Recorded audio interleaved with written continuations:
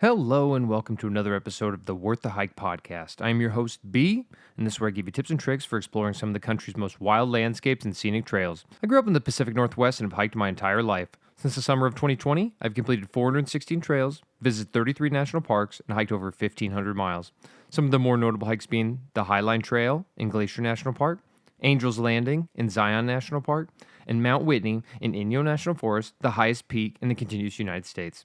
Today, we are taking a look at arguably one of the most iconic hikes in America, Half Dome in Yosemite National Park. We'll be taking a look at how to get there, what to expect, what gear you'll need, and my overall rating for the trail. Let's get into it. First and foremost, I'd highly recommend downloading this podcast now, as you will lose service about an hour outside the park. If you are watching this on YouTube, head on over to Spotify, Apple Podcasts, or wherever you get your podcasts. If you're just visiting for the day or planning an entire trip, this information could be the difference in maximizing your journey. Please also download the Google map for Yosemite National Park, the All Trails maps. You may need a few for this one, including Glacier Point to Half Dome via the Valley Floor, and the 4-mile trail. We'll go over all of that later on in the video. And of course, downloading any other podcasts or music that you want to listen to on your drive or hike up. If you're not already, I would highly recommend becoming an All Trails Pro member so you can keep track of your hiking stats and all the trails you have completed. Costs about $36 a year. And wherever you may be watching this, feel free to rate, like, and subscribe. I only post this content in the hopes of being able to help people out that love hiking as much as I do. Every little bit of support means the world. Also, feel free to follow and reach out on socials, Instagram at WorthTheHikePod, TikTok at WorthTheHike, and you can reach me by email at worththehikepod@gmail.com. Thank you to everyone that has taken time to watch my work on the Skyline Trail in Mount Rainier National Park and the Mist Trail in Yosemite National Park. Both reviews can be found above. All links for socials, trails, gear, etc. will be found in the description below. Before we get into the main trail guide, I'm going to go over some quick tips for Yosemite National Park. While I would recommend having all of your gear ready ahead of your hike to save yourself some time, if you happen to forget anything, one of the many stores in Yosemite Valley should have a substitute for any item you might have left at home. Personally, I'd recommend grabbing a sandwich at Degnan's Deli before or after your hike. It's a quality spot with reasonably priced food. There is a gas station available in the park and can be found at Crane Flat, just outside Yosemite Valley. There are also supercharging stations for those driving electric. You will be able to find pockets of cell service within the valley, but it can be a little unreliable at times for downloading, so I would still recommend downloading all Google Maps, All Trails maps, music, and podcasts in advance. You can also find pockets of cell service at high elevations within the park.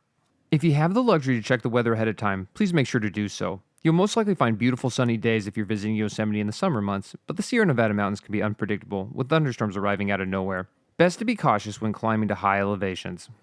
Important to remember that while pets are allowed on paved portions of the park, pets are not allowed on trails, so make sure to leave the pooches at home if you will be hiking. Service animals are exempt. Check Yosemite's website for guidelines. While there's not currently a timed entry system for Yosemite National Park, meetings are currently underway to discuss implementing a system for the 2024 season due to the overwhelming crowd seen in 2023.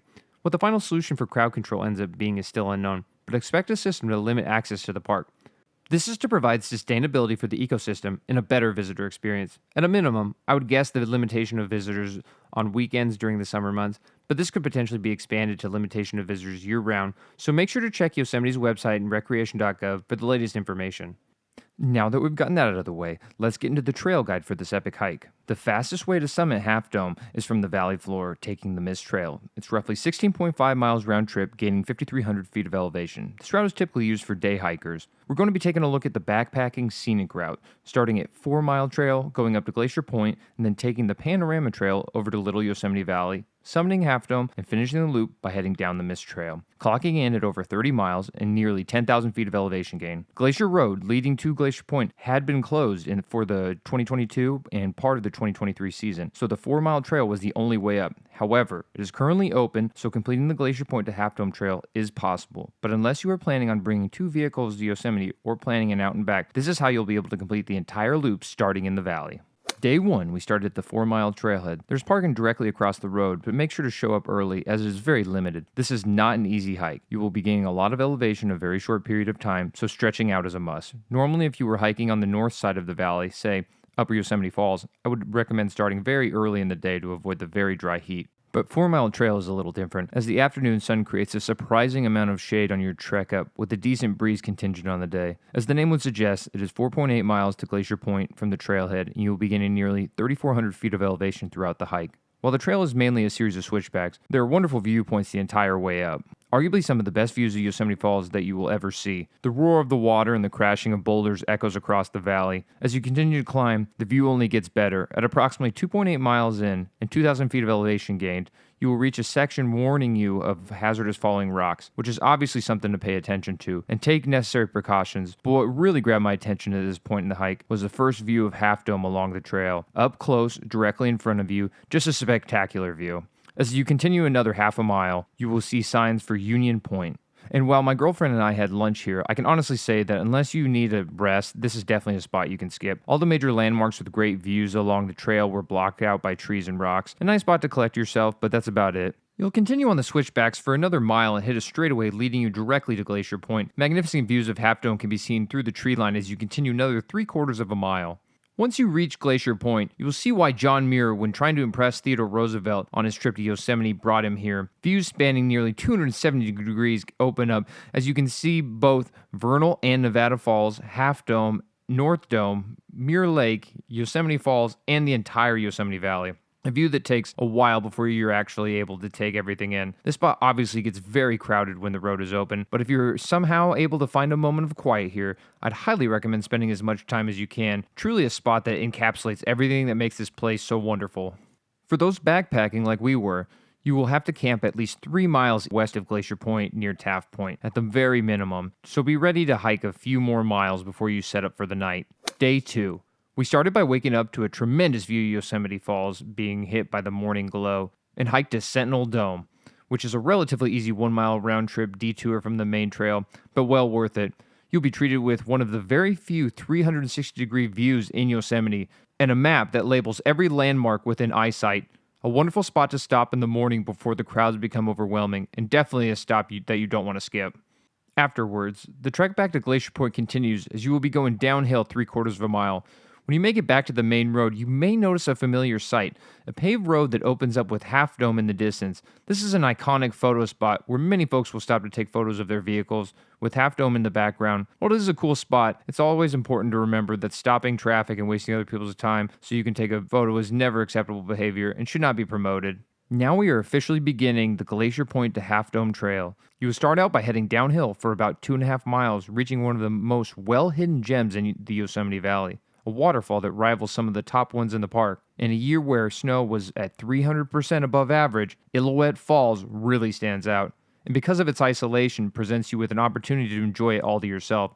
There is a key to viewing it properly. While there will be numerous spots for you to stop and view the falls along the way, the key to viewing it up close and personal comes right before you cross the Illilouette Creek Bridge. You will see a path directly to your left. Follow this path for 1/10 of a mile, but please be careful and watch your step. This is not an area to screw around. Any misstep could lead to injury or death. When you get to the end of the path, you will take a left uphill, where you will find a small ridge with the viewing area of Illilouette Falls. Lush green covers the hills, fueled by the mist from water hitting the rock. A perpetual rainbow appears on the sunny days. The vibrations of the falls can be felt while you stand there in awe. A diamond in the rough that few will get to experience. But again, safety is key. This is a dangerous area of the park and should be treated as such. After spending some time at the falls, it's time to start heading uphill again.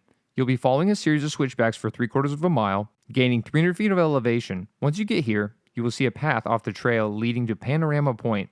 This is a great spot to stop and have lunch with a 180-degree view of the valley. To your left, you will see Glacier Point and the trail that you took to get here. And to your right, you will see Half Dome and all of the hiking that you have left to do. You will have to do a bit of bushwhacking as the viewpoint is not often used, especially earlier in the season, but a great place for relaxation and some privacy. Continuing onward, you will be hiking another 2.5 miles, gaining 400 feet of elevation along the way, before heading downhill in a series of switchbacks. This will lead you to arguably the best waterfall on the entire hike, and possibly the best in the park. You will arrive at the top of Nevada Falls. This is the first time you will run into crowds of people. Luckily, the area is quite vast, so finding a spot for yourself is not difficult. Again, this is an excellent spot to stop and take a break and cool off. Just make sure to visit the viewing platform slightly hidden on the north side of the falls. This is the best view I've ever witnessed of any falls. Truly a magical spot that is a must-stop on your journey. The final endeavor for the day is heading to Little Yosemite Valley, a wonderful backpacking site with restroom facilities and bear boxes available for campers. It can be difficult to get a permit to sleep here, as it is arguably Yosemite's most popular backpacking area, but is well worth it if you can hit on one. The camp sits at the base of the Half Dome climb and makes it a much more enjoyable experience when you eventually do summit. Just try to get here early, as the sites do fill up quickly, and you'll want a decent spot with shade and an empty bear box for all of your goodies. Day 3, the epic climax for an already exceptional trip. Time for the big one, summiting Half Dome.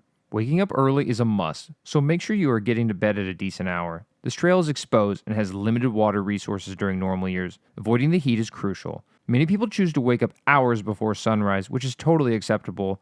I'd recommend that you're up and moving by 7 a.m. at the latest. You'll begin by working your way through a series of wooded switchbacks, climbing stone steps much of the way up. You'll hike 2.8 miles and gain 1,800 feet of elevation before you reach the base of the subdome.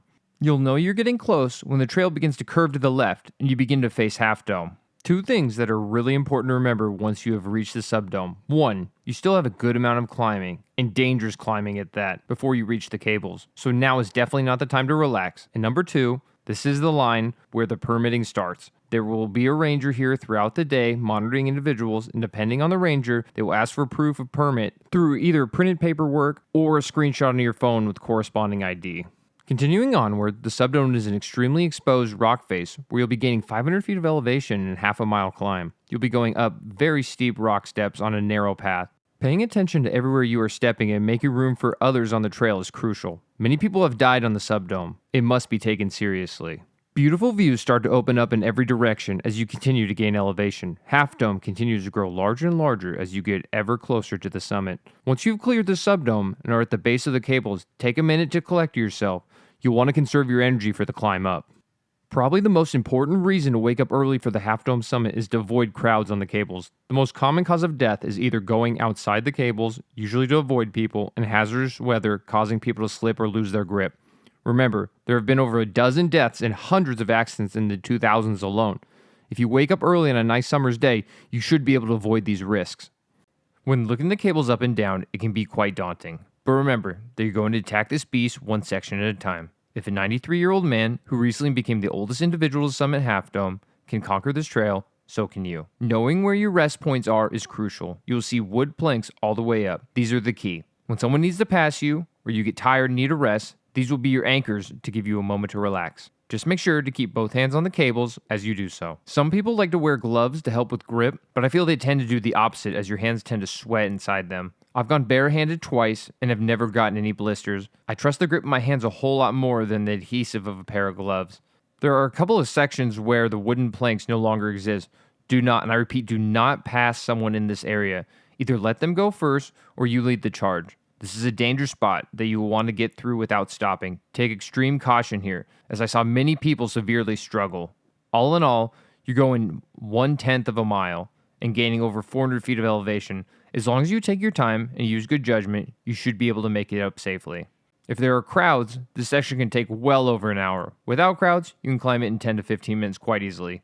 The last section can be slightly tough. A combination of altitude, strenuous effort, and steep final push leave you winded at the top.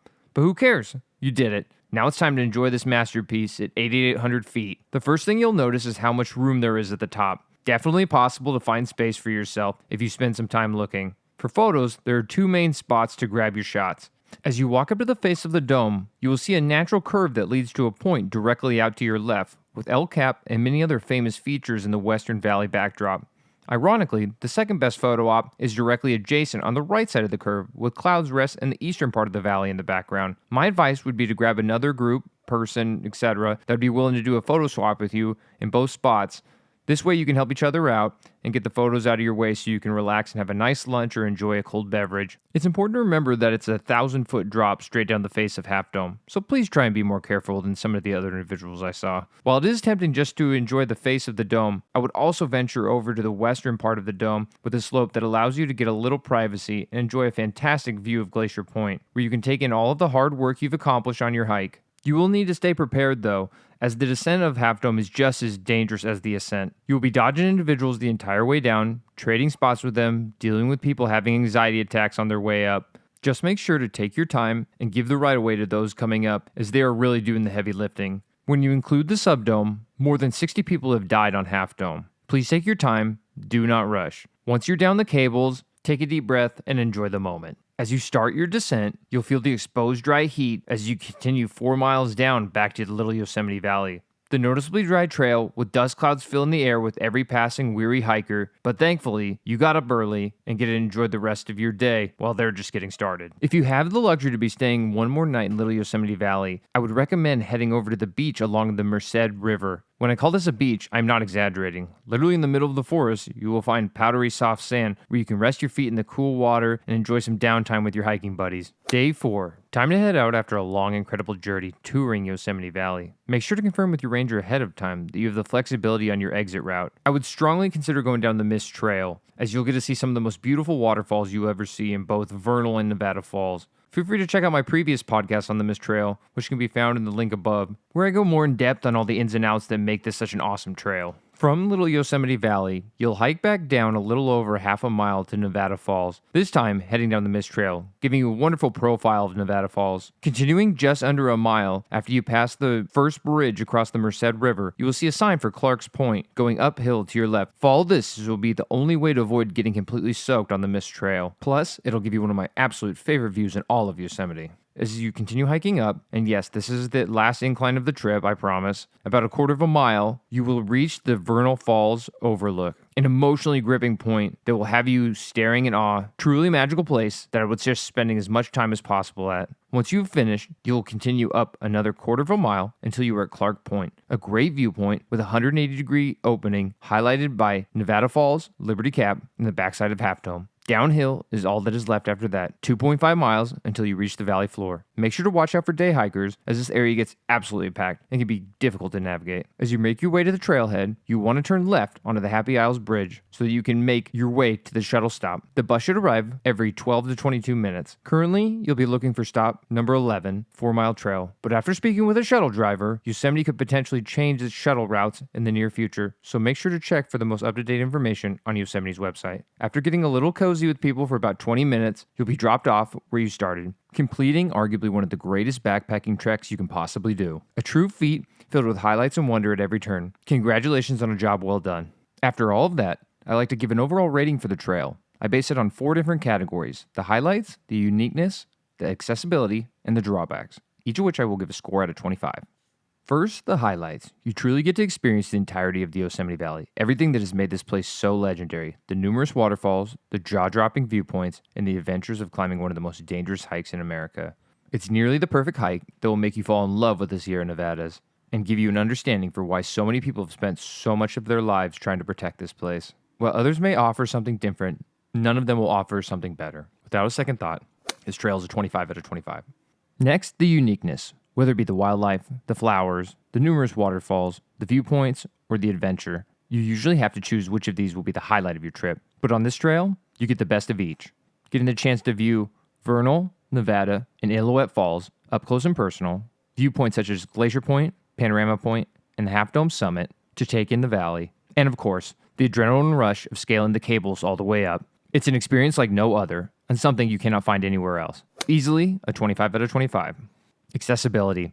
It's a relatively close drive from 3 international airports in SFO, LAX, and SMF. There are 5 entrances to the park, 4 of them on the western side. The roads are paved and well taken care of. 214 miles of them throughout the park. The hike itself is very tough, especially for someone who is new to hiking. You'll be getting nearly 10,000 feet of elevation going the long route and nearly 30 miles. But for those who have some experience, the trails are very well taken care of and easy to navigate with excellent signage throughout. The only downside is that you are limited to the summer months, May through October, and the permits can be very difficult to get. So for that reason, I would give it a 21 out of 25.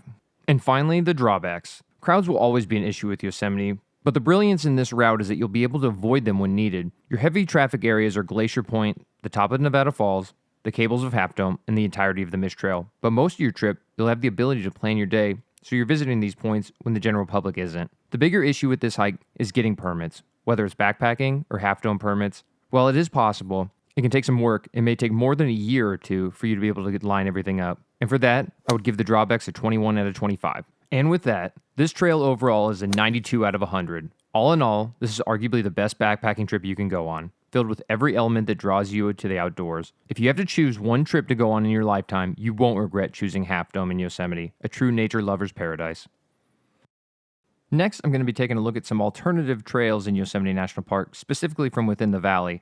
Clouds Rest is arguably the best viewpoint in all of Yosemite, and you can actually do a 2-for-1 when you go for Half Dome, as this trail branches off from the Half Dome Trail. From Little Yosemite Valley, it's another 5 miles and 3,500 feet of elevation gain. If you're starting from the valley, it's going to be about 18 miles and 6,200 feet of elevation round trip, but I promise it's worth it. It's even a better view than Half Dome. Another favorite is Upper Yosemite Falls, roughly 6.5 miles round trip and 3,200 feet of elevation gain. This one is going to be tough, I promise, but it is well worth it. Just make sure to stretch out and start as early as possible. After you get to the top of Upper Yosemite Falls, you continue about a mile to the right and you'll get to Yosemite Point, a less frequently visited spot with a tremendous view of Half Dome. You'll arguably have the place to yourself. Would highly recommend visiting here, as most people will get stuck at the peak of Upper Yosemite Falls. If you take a left past Upper Yosemite Falls, for another 2 miles, you'll run into Eagle Peak, which is arguably the best vantage point of Upper Yosemite Falls, and one I would highly recommend checking out. A lot of times on social media, you'll see this spot highlighted. If you continue another 2 miles past that, you'll get to the top of El Capitan, which I would highly recommend visiting as well. But just remember, all in all, that'll be 4,800 feet of elevation gained. If you're looking for a more family-friendly hike in the same vicinity, Lower Yosemite Falls is a 1.2-mile paved loop that only gains about 50 feet of elevation.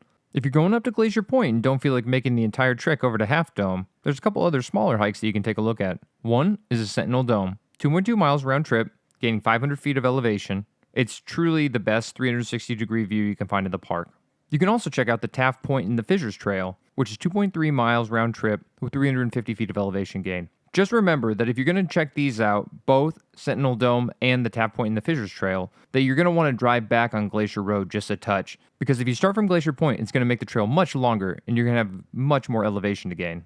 Another popular hike that I personally have not done, but get highly recommended on, is the Mirror Lake Loop, a very easy hike, 5 miles round trip, 300 feet of elevation gained in the valley. Usually recommended for the older demographic when visiting Yosemite. And finally, of course, the Mist Trail. 6.4 miles round trip, gaining 2,200 feet of elevation. You're going to see the most beautiful waterfalls in the world, and it's arguably America's most popular hike. Feel free to check out my review above, where I go more in depth on all the awesome features of this trail.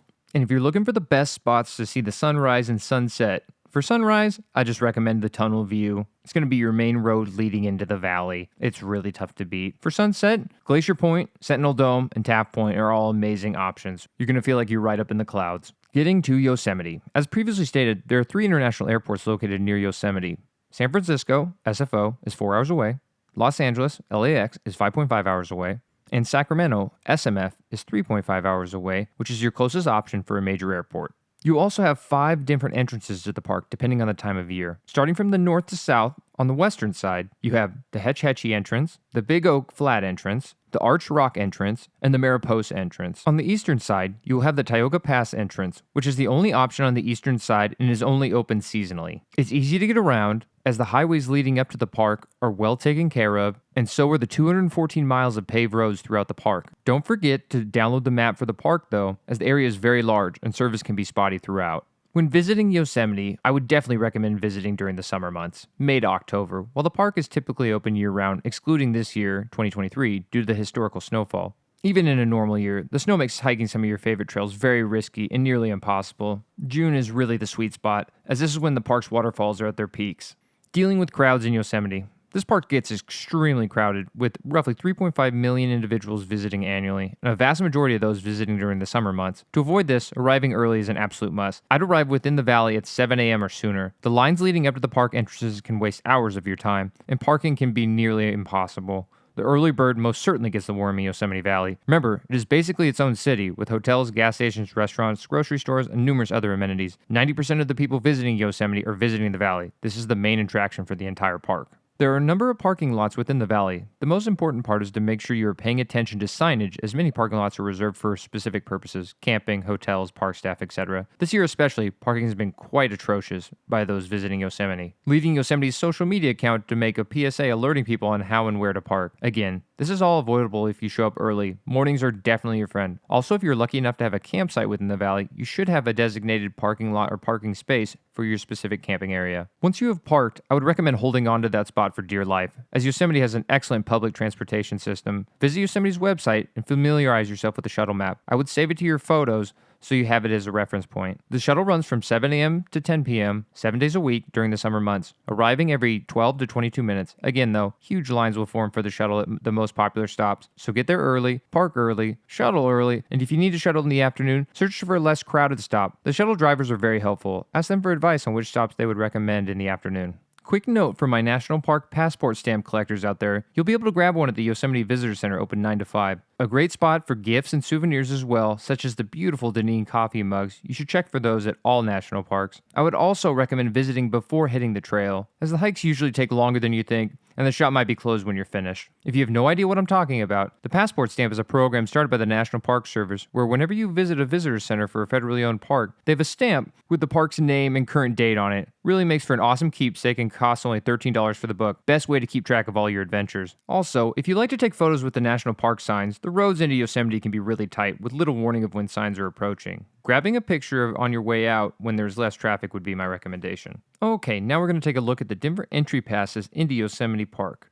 A 7-day minimum pass for a single vehicle is $35. An annual pass, which gets you into Yosemite only whenever you'd like, 365 days a year, is $70. The America the Beautiful Pass, which is $80, gets you into all national park-owned lands. This is one I would recommend. This is a must. It's going to save you so much money in the long run if you even manage to visit 2 or 3 parks in a year. The Senior Pass, for those 62 plus, is only $80 for your lifetime. But remember, you have to hold on to this card. If you lose it, it cannot be replaced. The Access Pass is free for disabled individuals meeting the proper criteria. You'll want to look that up online. And finally, the Military Pass, which is free for both currently serving members of the military and veterans. Next, we're going to be taking a look at all the campsites available in Yosemite. All of these are available by advanced reservation on recreation.gov.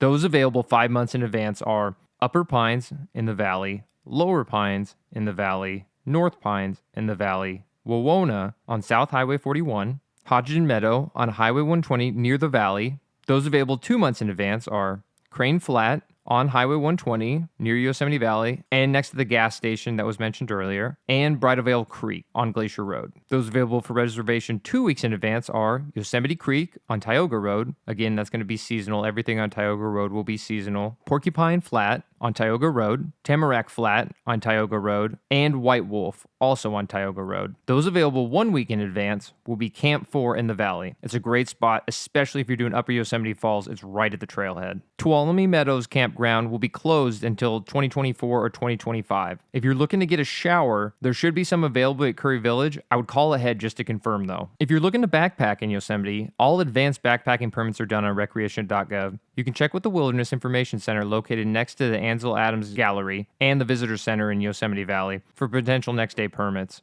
Wilderness permits open up for application 6 months in advance and become available on a first-come, first-served basis, approximately 2 weeks after that. Check Yosemite's website for the most up-to-date information. If you're looking for lodging within Yosemite Valley, these are going to be your 4 major spots to check out. First is going to be Housekeeping Camp, where rooms range from $100 plus. Next is Curry Village, where rooms range between $250 to $300 plus. Next, you have Yosemite Valley Lodge, where rooms range between $275 to $650 plus.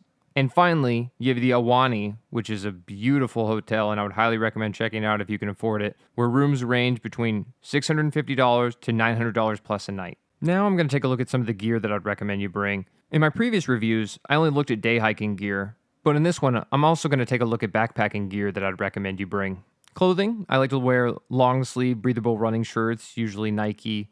I go with the quarter zips. They protect my arms from sun and bugs. Boonie hat gives you 360 degrees of coverage. Shout out to Tactics Skate Shop and Bryce Wong. I wear my hat every single time I go hiking. Sunglasses, I usually go Oakley or Ray-Bans. Try to go with the copper or brown lenses because it really amplifies the colors around you and protects your eyes. Running shorts, I just feel like they're the most breathable. It really lets my legs cool off while I'm going. Hiking boots, I've danced around a little bit with a few different hiking boots. I really like Danner boots. They can be a little heavy at times. I've been trying Rivio boots. They're really interesting. They give you a ton of toe room and a barefoot feel. Your feet will get sore though, just a FYI, because it really does feel like you're barefoot. Camp shoes, I always go with my Nike Shoot sandals. They're comfy, extremely durable, and have great grip. You can use them for just regular hiking as well. These are going to be some of the backpacking tools. Backpacking pack. A lot of people like the Osprey bags. I use the Grand Granite Gear Blaze 60 liter. Love the pack, would highly recommend, been extremely durable, carries all my stuff. A waterproof cover is also highly recommended, especially if you're going to go through the mist section on this trail. Also, the Sierra Nevadas are extremely unpredictable and can rain at any moment. I always rock my ACG fanny pack. It's water resistant and gives me immediate access to my most important items like my phone, my hiking permit, my wallet, eye drops, mints, etc. Hiking poles, would recommend the Cascade trekking poles with the cork grip. They're cheap, durable, lightweight, and have a great grip. Knee sleeves, I ordered the Cambivo ones on Amazon. They look a little dorky, but man, do they help my knees a lot. And I've never torn an ACL or had any damage. Would highly, highly recommend them. They'll really help you going downhill. Tent, I use the REI Half Dome 2 Plus. Again, this is for my girlfriend and I both. They obviously have smaller models, but these are really easy to set up. They have a lifetime warranty, they have a built-in footprint, and they have a quality rainfly. You really can't do much better. But just remember, they can be a little spendy. Sleeping bag, I go with the REI Down 25, lightweight, warm, reasonably priced. You can also grab this when they're having their annual sale for even a better price. It's not a bad idea to look at a sleeping bag liner as well. Keeps the sleeping bag clean when you're out there getting filthy. Some sort of inflatable sleeping pad. I haven't had the best success with this in the past, so I don't really have a particular item to recommend, but you're going to want to find something that's inflatable or give you some sort of cushioning. Inflatable sleeping pillow, same thing. Haven't had great success with it in the past, but there's a variety of different options that you can look into. Water filter, the Platypus 5 liter or 2 liter. This might be the best hiking item I have. Quality and will legit save your life out there. You will see that anyone that's serious about hiking will have one of these. Just depends on what size fits you best. Bear can. I go with the Backpacker's Cachet. It's really durable, but it doesn't offer as much room as some of the other options. Just remember when you're looking at bear cans, find one that is easy to open. Some of them are extremely difficult and you don't want to be wasting your time out there. For cooking, I use the Jetboil Zip cooking system. It's the absolute best cooking system out there. Anything other than a Jetboil is a waste of your time. Just need to find the right model for you. I've used mine at 12,000 feet with little issue. Can't recommend this highly enough. Just make sure you grab a fuel canister. Again, these come in varying sizes. Dehydrated meals, Mountain House never disappoints. You can kind of look through their catalog and see what flavors interest you. Make sure to grab some sort of eating utensil as well. Amazon's got a lot of sporks and things of that nature that you can use. First aid kit, that's a must. Emergency fire starter, also a must. Biodegradable wipes, great for all of the uses you can imagine. Just make sure to pack everything out. Caffeine, I've mentioned this before. I like the Starbucks double shots. I've also started getting into the Celsius packets where you can just mix them with water and be ready to go. Makes it a lot quicker. Liquid IV and Pedialyte gets you back all your electrolytes you lost. Really a great way to start the day. Water bottles. I always bring 3 32-ounce Nalgene's. Never disappoint. Very durable. Adult beverages for those of you that are over 21. I'm always repping my guys over at Great Notion Brewing. They simply have the best sours in the game. I try to bring them on every hike. Toiletries. Sunscreen. If you can get SPF 100, I would do it. And bug spray, of course. Yosemite, the mosquitoes are absolute monsters out there. You're going to want anything you can to protect yourself. Snacks. Degnan's Deli, as previously stated, they're the best. Grab a sandwich for the road. As far as Costco goodies, I like Kirkland brand dried mango, Golden Island Korean pork jerky, and the Blue Diamond wasabi almonds. Electronics. Probably the most important thing that you can bring on your hike is an external charger for your phone and headphones. Please make sure that it is fully charged and you have the necessary cables for your device. I'd recommend the Anchor portable charger. The thing is a tank. It'll charge your MacBook right up. Great for phones and charging multiple devices. For myself, AirPods are a must. I bring them on every single hike. And of course, an Apple Watch to keep track of all my stats. You can find links for all these products in the description below. And finally, we're going to take a look at a little bit of history in Yosemite National Park. This is arguably one of my favorite parts of these entire videos, just digging into the history and seeing everything that comes up. Super fascinating. Let's start off with the formation of Half Dome. Half Dome was formed approximately 65 million years ago when molten rock solidified into granite deep within the earth and was pushed up under pressure to the surface. The granite was shaped into domes as it uplifted. Curved layers of rock cleaved off. Erosion revealed the face of Half Dome over time. Locals called Yosemite Awani, the place of gaping mouth. Trappers may have entered Yosemite Valley in the 1830s, and a miner named William Penn Abrams reportedly reached Inspiration Point near the valley entrance in 1849. On March 27, 1851, Yosemite was discovered by the Mariposa Battalion. The soldiers named the area Yosemite, thinking it was the name of the local tribe, but it was actually local dialect for people to be feared, killers. The federal government authorized the establishment of a state park to protect Yosemite Valley in Mariposa Grove on June 30th, 1864. This was signed into law by the 16th President of the United States, Abraham Lincoln. On October 12, 1875, George G. Anderson became the first recorded recorded person to summit Half Dome. In 1890, largely through the efforts of John Muir, Congress set aside land around the state park as Yosemite National Park. Muir continued to urge the federal government to acquire all the park land and invited President Theodore Roosevelt to visit Yosemite with him in 1903. Finally, in 1906, the state park land was merged into the national park. In 1914, after a lengthy battle with the state of California to protect the Hetch Hetchy Valley in the northern part of the park, which would be dammed and used as a water reservoir for the city of San Francisco following the devastating earthquake in 1906, John Muir passed away. As a way to honor his memory, the Sierra Club, John Muir having been the founding president, named the most prestigious trail spanning nearly 220 miles with his name. The starting point for the John Muir Trail is that of the Mist Trail, so that remember when you're hiking here that you are truly partaking in a piece of history. In 1919, the Sierra Club would install the first set of cables on the east side of Half Dome, allowing individuals to summit. In 1927, photographer Ansel Adams received critical acclaim for his image of the Yosemite landmark. Shot in his trademark black and white photography, his monolith, The Face of Half Dome, would receive national recognition. Adams would go on to continue his nature photography, using his artistic talents to educate others on these beautiful landmarks, and leave his mark in the preservation that would follow. His first published book of images along the John Muir Trail would make its way to Franklin D. Roosevelt's desk. It would be the deciding factor in the creation of Kings Canyon National Park on March 4th, 1940. After Ansel Adams' passing in 1984, the Minarets Wilderness south of Yosemite National Park was renamed the Ansel Adams Wilderness to honor his contributions to the natural world. One more fun fact, the outdoors brand The North Face was founded in 1966 in San Francisco. The name and logo for the brand come from Yosemite's iconic granite structure, as the curved face of Half Dome points northward. Recently, in 2023, Everett Callan became the oldest person to summit Half Dome at the age of 93. To this day, Yosemite remains the gem of the Sierra Nevadas and an international destination for all those seeking nature and the therapeutic properties it provides. Truly a place that everyone must visit in their lifetime. Thank you for everyone that took the time to listen and watch this podcast. Your support is truly appreciated. On my upcoming podcasts, I'm going to be taking a look at Mount Whitney, Banff, and Glacier National Park. I'm also going to try to squeeze in Dog Mountain and the Columbia River Gorge. Please check out some of my previous podcasts as well. America's favorite hike, the Mist Trail in Yosemite National Park, and the best hike in the Pacific Northwest, the Skyline Trail in Mount Rainier National Park.